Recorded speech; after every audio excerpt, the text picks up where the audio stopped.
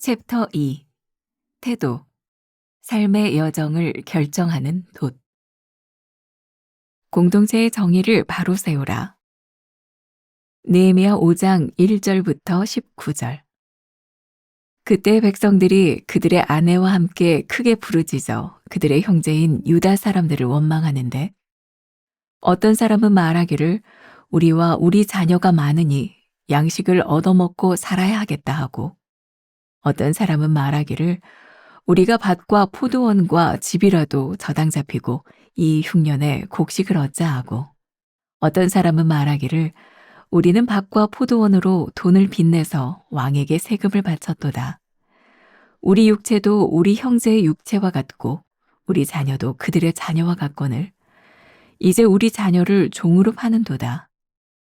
우리 딸 중에 벌써 종된 자가 있고 우리의 밭과 포도원이 이미 남의 것이 되었으나 우리에게는 아무런 힘이 없도다 하더라. 내가 백성의 부르짖음과 이런 말을 듣고 크게 노하였으나 깊이 생각하고 귀족들과 민장들을 꾸짖어 그들에게 이르기를 너희가 각기 형제에게 높은 이자를 취하는도다 하고, 대회를 열고 그들을 쳐서 그들에게 이르기를 우리는 이방인의 손에 팔린 우리 형제 유다 사람들을 우리의 힘을 다하여 도로 찾았거늘 너희는 너희 형제를 팔고자 하느냐? 더구나 우리의 손에 팔리게 하겠느냐 하매 그들이 잠잠하여 말이 없기로, 내가 또 이르기를 너희의 소행이 좋지 못하도다. 우리의 대적 이방 사람의 비방을 생각하고 우리 하나님을 경외하는 가운데 행할 것이 아니냐. 나와 내 형제와 종자들도 역시 돈과 양식을 백성에게 구워 주었거니와 우리가 그 이자 받기를 그치자.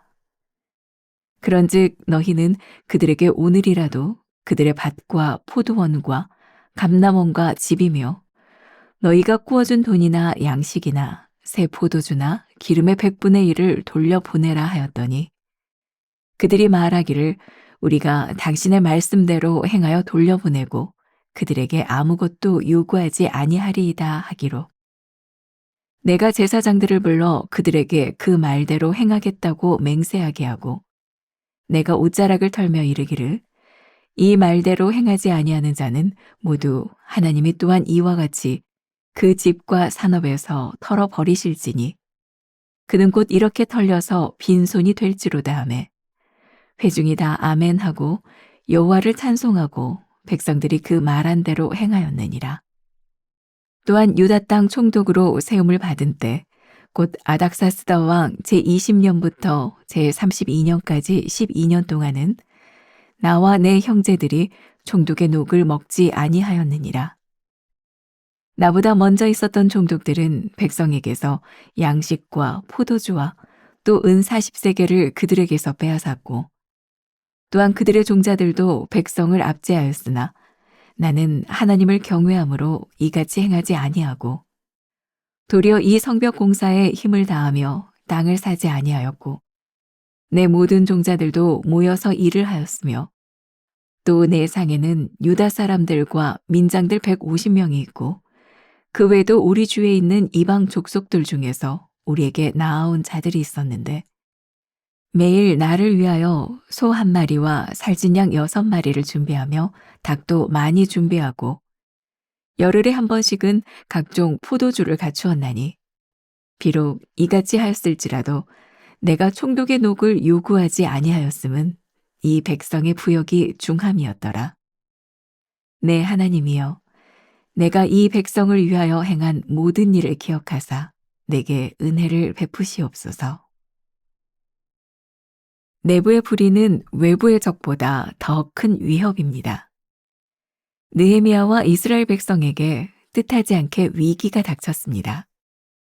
흉년의 피해와 과중한 세금으로 인해 가난한 백성이 식량을 얻기 위해 밭과 포도원을 저당 잡혔고, 심지어 자녀를 종으로 팔기도 했습니다.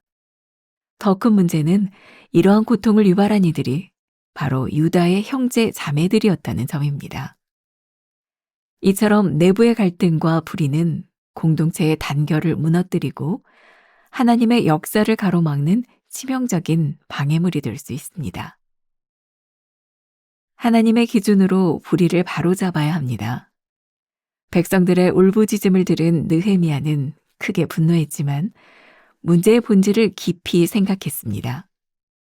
그는 귀족들과 민장들이 형제에게서 높은 이자를 받는 행위가 하나님의 백성으로서 부끄러운 일임을 지적하며 꾸짖고 문제를 바로잡습니다.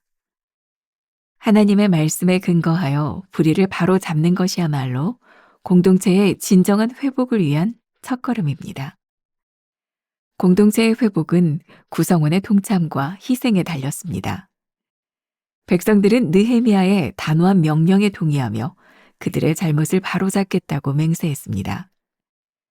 느헤미야는 여기서 그치지 않고 12년간 총독의 녹을 받지 않으며 백성들에게 모범을 보였습니다. 이처럼 공동체의 모든 구성원이 하나님의 말씀 앞에서 자기 잘못을 회개하고 공동체의 고통에 동참하며 희생을 감당하고자 노력할 때 비로소 진정한 부흥이 일어납니다. 나는 공동체를 회복시키기 위해 노력하고 있습니까? 나의 이익을 위해 주변 사람에게 불의를 행한 적이 있습니까? 공동체에 문제가 발생할 때 하나님의 기준에 따라 판단할 수 있습니까? 오늘은 47번째 말씀입니다. 공동체의 정의를 바로 세우라. 오늘은 그 공동체 안에서 우리 나라가 될 수도 있겠고, 우리 교회라는 공동체가 될 수도 있겠고, 우리 가정이라는 공동체가 될 수도 있을 것 같은데, 공의에 대한 문제를 좀 다루어 보겠습니다. 우리의 신앙은 늘 이 두 가지가 밸런스를 맞춰야 된다는 생각을 해요. 하나는 공의, 정의, 혹은 진리라고 하는 거죠. 또 하나는 사랑이에요. 저는 이런 표현을 씁니다. 마치 공의가 우리들의 삶에 칼날 같다면, 칼날은 뭐예요? 베는 겁니다. 진리는 옳은 것이긴 하지만 아픈 것입니다. 만약에 이 진리만 있다면 얼마나 힘들까요? 그런데 이 진리를 감싸고 있는, 이 칼날을 감싸고 있는 사랑이라는 게 있어요. 저는 공의가 칼날이라면 사랑은 칼집과 같다라고 생각을 해요. 이 사랑의 칼집이 공의를 감싸줍니다. 그러나 사랑으로 감싼 이 공의가 칼날이 되어서 쓰이지 못한다면 이 사랑은 칼집에 불과한 것이 될 수도 있어요. 이 공의와 사랑이라고 하는 것은 늘 함께 있어야 되는 거죠. 오늘은 이 느헤미야 말씀을 통해서 이 공의를 다루어야 될 시점이다. 오늘 이 아침에 말씀을 묵상하는 여러분들에게 누군가에게 이 말씀이 답이 되겠죠. 공의와 사랑 사이에서 고민하고 있는 여러분들에게 오늘 공의가 세워지는 것이 중요하다라고 생각한다면 아프지만 때로 날카롭지만 이 진리, 이 공의를 한번 세우는 하루가 되면 좋겠다는 생각이 들어요. 이 전체적인 내용, 오늘 본문이 깁니다. 느헤미야 5장 1절부터 19절까지 지금 이스라엘 공동체 가운데 그들이 뭘 하고 있어요? 성벽을 제거하는 영적인 일을 하고 있는 그들의 공동체 가운데서 일어났던 무너진 공의에 대한 이야기를 하고 있는 거예요. 느헤미야 5장 1절이 이렇게 시작을 합니다. 그때에 성벽을 재건하고 공동체가 함께 열심히 하고 있을 그때에 백성들이 그들의 아내와 함께 크게 부르짖어 그들의 형제인 유다 사람들을 원망하는데, 자, 어제 우리는 사단의 전략에 대한 이야기를 했고 이 성벽을 재건하는 이스라엘들에게 외부의 적이 있었다는 이야기도 우리들 들었어요. 사실 외부의 적, 우리들 눈에 보이는 적에 대항하는 것은 훨씬 더 쉬운 일이라는 생각이 들어요. 힘을 모으면 되는 일입니다. 그런데 이 공동체, 유다 공동체 안에서 일어났던 이 내부에 대한 문제들은 훨씬 더 힘든 문제라는 생각이 들어요. 가정이든 어떤 나라든 무너지는 것을 보면 외부의 적들보다는 그 안에 내부에서 썩어지는 문제 때문에 일어나는 일 경우가 참 많이 있어요. 여러분 교회들을 보세요. 교회가 무너지는 과정을 보면 외부의 어떤 여건들 때문에 무너지는 것이 아니라 내부의 문제들 때문에 교회가 무너지는 것도 보게 돼요. 그래서 오늘 우리는 이 내부에 이 공의가 세워지고 있는가 이 부분을 한번 점검할 수 있는 시간이 되었으면 좋겠다는 생각이 듭니다. 오늘 첫 번째 문장이 이렇게 시작을 하고 있습니다. 내부의 불의는 외부의 적보다 더 큰 위협입니다. 지금 이스라엘 공동체에 다가온 문제는 외부의 적이 아니라 내부에 있는 같은 유대인들로 인해서 그 백성들이 고난을 당하고 있었다는 거예요. 내부의 문제는 공동체의 단결을 무너뜨리는 것이기 때문에 훨씬 더 무서워요. 누가 그런 이야기를 하죠? 이 지구를 하나로 만들 수 있는 방법이 있다. 외계인이 침략하면 지구는 하나가 될 것이다. 사실 외부의 적은 우리를 단결할 수 있는 힘을 만들어주기도 하지만 내부의 문제들은 속절없이 공동체를 무너뜨리게 하니 오늘 이 내부에 대한 문제들, 그것이 얼마나 무서운지를 한번 보자. 두 번째로 하나님의 기준으로 불의를 바로 잡아야 합니다. 그런데 우리가 이 내적인 공리의 문제를 다룰 때 주의해야 될 것이 있다. 혹시라도 내 마음에 들지 않는 것 때문에 내가 틀리다고 생각하는 것 때문에 공의가 무너졌다고 착각하지 말아라. 오래전에도 제가 공동체에 대한 이야기를 하면서 디트리 보네포의 이야기를 했어요.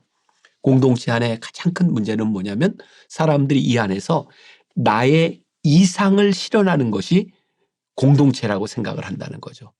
제가 뭐라고 얘기했죠? 아니다. 크리스찬 공동체는 나의 이상을 실현하는 것이 아니라 그리스도가 필요한 사람들이 모여 있는 곳. 그것이 바로 기독교 공동체다라는 이야기를 했어요. 다시 한번 말씀드립니다. 혹시라도 내 마음에 들지 않거나 나의 이상과 맞지 않는 것 때문에 우리 공동체의 공의가 무너졌다. 이런 착각을 하지 말라는 거예요. 중요한 기준이 뭐예요? 하나님의 기준으로 볼 때. 그럼 하나님의 기준이 뭘까요? 우리들 여기에 나와 있는 하나님의 말씀. 그리고 또 하나 제가 우리 교인들에게 참 많이 이야기하는 이거 하나님이 기뻐하시는 일인가? 하나님이 원하시는 일일까? 그 기준에서 보면 공의가 분명하다고 생각해요. 우리 공동체 안에서 하나님이 기뻐하시지 않는 일들이 일어난다면 그건 공의가 무너지고 있는 거예요. 그럼 우리가 어떻게 해야 돼요? 그 공의를 바로 잡아야 되는 거죠. 오늘 느헤미야 5장 1절부터 19절까지 여러분 쭉 묵상해 보세요. 문제가 뭐예요? 이 공동체 안에 식량난, 음식이 먹는 게 모자라요. 흉년이 들어요. 우리들의 인생이 경제적으로 어려운 때들은 얼마든지 찾아올 수 있습니다. 그런데 이 경제적인 어려움 가운데서 돈 있는 귀족들과 민장들이 그 사람들의 돈을 빌려주고 불이한 이득을 취하고 그 어려움으로 인하여 자기들의 부를 늘려가고 있다. 혹시 우리 크리스찬 공동체 가운데 저는 좀 아이디얼리스트니까 가끔 그런 이야기를 해요. 요즘 살아가는 우리 경제하고는 잘 안 맞을지 모르지만 혹시 내가 집을 가지고 누군가에게 이렇게 세를 줄 수 있는 여유가 있는 사람이라면 어려운 사람들에게 세상과 같은 기준이 아니라 조금 더 도움을 주면 어떨까? 이거 되게 어려워요. 저는 목회를 하면서도 교회에 있는 어떤 건물이나 이런 것을 가지고 무언가 누구에게 전세를 줘야 될 때 저도 늘 이렇게 묻는 것 같아요. 요즘 시세가 어떻게 되나요? 제 머릿속에도 늘 시세, 세상이 어떻게 돌아가느냐 늘 그런 생각을 할 때가 많은 것 같아요. 그런데 우리 앞에 누군가 어려움을 당하고 있다면 크리스찬인 우리가 시세를 따라가는 것이 아니라 우리들이 그 사람을 도울 수 있는 마음들이 있어야 하지 않겠는가. 이 어려움을 겪어가는 사람들의 과중한 세금을 매기고 그리고 이제는 돈이 없어서 자기 자식들을 노예로 팔게 되는 인신매매의 일까지 일어나게 되었다는 거예요. 그런데 제가 하나님의 공의, 하나님의 기준이라는 이야기를 했죠.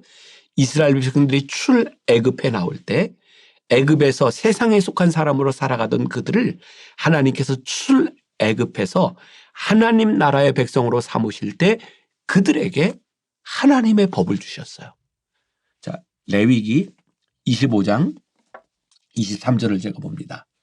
토지를 영구히 팔지 말 것은 토지는 다 내 것임이라. 너희는 거류민이요 동거하는 자로서 나와 함께 있느니라. 오늘 우리 살아가는 우리들에게 참 어려운 말씀이에요. 내가 땅이 있으면 부자라고 생각하고 그래서 뭔가 값이 오를 만한 땅을 사고 기뻐하는 우리들에게 하나님이 뭐라고 말씀하시냐면 그 땅 내 것이다. 너희들이 살고 있는 그 땅 너희들이 잠시 누리는 것이다. 그러니까 하나님이 우리들에게 맡겨주셔서 그것이 가치 있을 수 있어요. 그러나 그것이 하나님께 속한 것임을 잊지 말아라. 또 레위기 25장 34절에 보니까 그러나 그들의 성읍 주위에 있는 들판은 그들의 영원한 소유지니 팔지 못할지니라. 들판에 있는 것들도 다 하나님의 것이다. 너희들 그거 팔고 사고 할 수 있지만 영원히 너에게 속한 것이 아니다. 또 42절에 보니까 그들은 내가 애굽 땅에서 인도하여 낸 내 종들이니 종으로 팔지 말 것이라. 어려움 때문에 잠시 몸을 의탁할 수 있지만 그 사람을 종처럼 팔지 말아라. 그게 출애굽하셨던 종되었던 이스라엘 백성들을 이끌어내셨던 하나님의 방법이다. 이거 잊지 않았으면 좋겠다. 세 번째, 여러분들 책에 공동체의 회복은 구성원의 동참과 희생에 달렸습니다. 그러면 우리 안의 문제, 공의가 무너졌고 이 공의를 세워야 된다고 하는 것이 자명해졌을 때에 이 공동체를 어떻게 세우는가? 느헤미야서에 저는 가장 중요한 것 중에 하나가 느헤미야가 백성들에게 보여줬던 그의 희생, 그의 본보기였다는 생각이 들거든요. 성벽을 재건하는 일이 쉽지 않았어요. 이스라엘 공동체가 먹고 사는 것이 쉽지 않았어요. 느헤미야는 총독으로 거기에서 부임했지만 성경이 뭐라고 증거하고 있나요? 12년 동안 총독의 녹을 받지 않았다. 그리고 그는 이 경제적인 면에서 백성들의 모범이 되었다고 말하고 있어요. 저는 리더십은 희생에서부터 시작한다는 생각을 합니다. 가정의 아버지의 리더십, 그건 아버지의 희생에서부터 세워지는 거예요. 목회자의 희생에서부터 목회자의 리더십이 세워지는 거예요. 제가 이런 얘기하면 라떼의 사람이 될지 모르지만 저는 젊은 목회자들에게 늘 그런 이야기를 해요. 여러분들의 헌신과 희생이 사람들에게 증명되지 않으면 절대로 리더가 되지 못합니다. 리더는 공동체를 위해서 희생할 수 있을 때 리더가 되는 거예요. 지금 만나교회에 정말 번듯한 건물과 좋은 교회 환경을 가지고 있어요. 굉장히 어려운 때를 지나갔어요. 저는 이 만나교회를 개척하고 건축하셨던 저희 아버지 정말 돌아가실 때까지 정말 수년 동안 교회에서 월급을 받지 않으신 걸 제가 알아요. 왜? 교회가 어려우니까. 그리고 그 교회의 어려움 때문에 아들인 저도 목회자였고 유학을 나가 있는 동안 교회는 한 푼도 저에게 학비도 그리고 생활비도 목회자 아들이기 때문에 어떤 도움도 주지 않았어요. 왜? 그건 담임자였던 목사님이 먼저 희생하지 않으면 안 되는 일이었으니까. 사실 제가 젊은 시절에 제가 유학을 마치고 교회에 들어와서 아버님을 도와드릴 때 아버지는 저에게 다른 부목사와 동일하게 급여를 주지 않았어요. 너는 목사 아들이니까 좀 적게 받아. 지금 생각해 보면 저희 아버지의 리더십은 무언가를 얻은 데서 있는 것이 아니라 얻을 수 있는 것을 희생하는 데서 리더십이 생겼다고 생각해요. 저는 아버지의 그런 모습을 보면서 자랐고 제가 제 아들도 목사가 돼서 우리 교회에서 똑같이 자라서 똑같이 과정을 지나온 다른 목회자들보다 저는 제 아들이기 때문에 급여도 유학 갔을 때의 도움도 다른 목사들보다 정말 적게 주었던 것 같아요. 왜? 너는 내 아들이니까. 제가 목회를 하면서 너무 극단적인 모습일지 모르지만 사람들에게 어떤 리더로서의 희생을 보여주느냐는 참 중요한 일이다. 오늘 여러분들의 삶에 좋은 리더십, 여러분들이 공동체를 바로 세우기 위해서 내가 무엇을 할 수 있을 것인지를 고민하는 그런 하루가 될 수 있다면 귀하게 여러분들의 하루가 세워지지 않을까, 여러분들의 공동체가 세워지지 않을까 기도하겠습니다. 하나님, 우리를 부르신 이 공동체 안에 공의가 세워져야 됨을 우리가 알고 있습니다. 무너진 공의가 있다면 우리가 그 공의를 세우는 사람들, 또 나에게 리더십의 책임이 주어져 있다면 희생하는 모습으로 하나님 앞에 설 수 있는 하루, 무너진 우리의 공동체가 세워지는 하루가 되게 하여 주옵소서.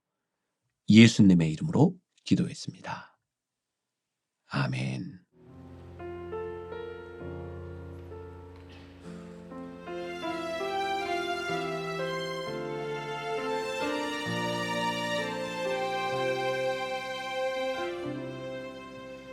메마른 영혼을 찾으시는 음성, 따스한 숨결로 시선으로 내 이름을 부르시네. 시린 세상 속에 홀로 서 있던 나 비로소 느끼네. 그의 손이 항상 나를 붙드셨네. 보이지 않는 손 날 이끄시니 전능자의 능력 하나님의 손길. 내 능력이 아닌 오직 하나님의 능력, 그의 손으로 인도하네.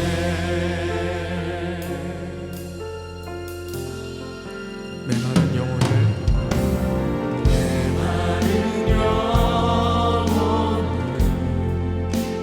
찾으시는 음성, 따스한 숨결로 시선으로 내 이름을 부르시네. 시린 세상 속에 홀로 서 있던 나 비로소 느끼네. 그의 손이 항상 나를 붙드셨네. 보이지 않는 손 날 이끄시니 전능자의 능력 하나님의 손길. 내 능력이 아닌 오직 하나님의 능력, 그의 손으로 다시 한번 보이지 않는 손 분명히 나를 이끄시는 전능자의